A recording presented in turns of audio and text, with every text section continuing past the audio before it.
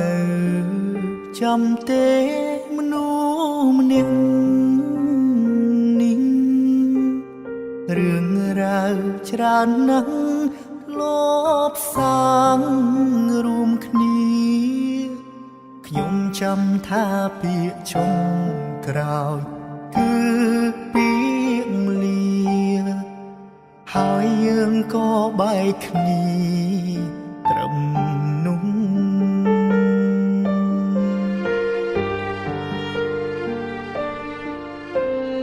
ជាយាមខំបំភ្លេចកិច្ចពីអ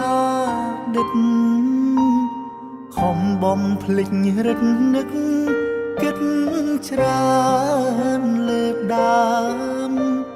គ្រប់វិនាទីពេលដកដង្ហើមក៏ចាប់ផ្ដើមនឹកគេ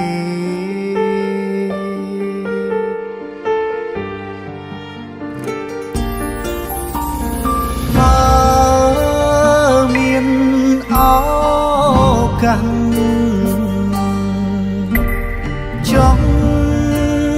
អោបកាយគេទោះក្នុងនាមជាអ្វីក៏បានដែរសុំពេលក្បែរត្រឹមមួយនាទី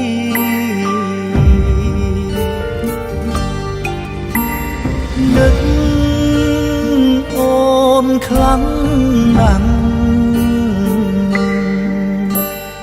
ដឹងតែผมយប់ជ្រៅសន្សាមធ្លាក់ទឹកភ្នែកសោកានឹកពុំងារធ្លាប់ថ្នាំងធ្នមបី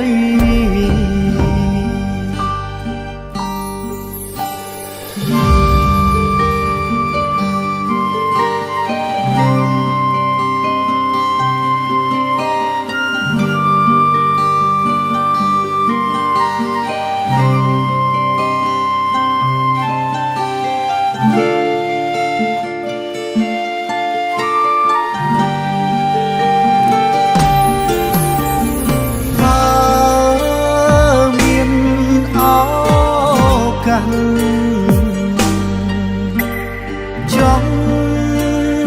អោបកាយគេទោះក្នុងនាមជាអ្វីក៏បានដែរសុំពេលក្បែរត្រឹមមួយនាទី